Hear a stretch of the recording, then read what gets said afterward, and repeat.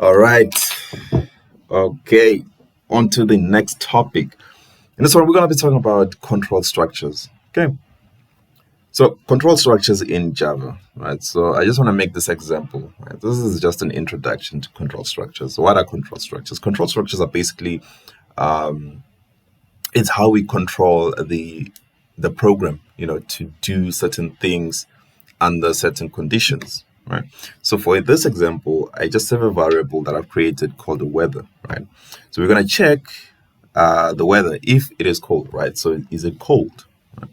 So we have a question there. So control structures usually come with questions, right?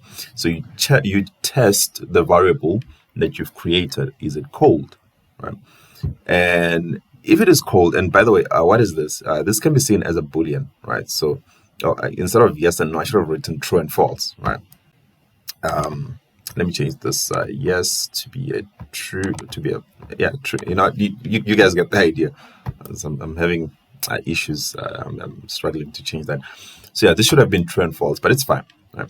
So the weather, is it cold? Right. So if say I've created a variable as a boolean data type, and then I'm going to check, is it cold?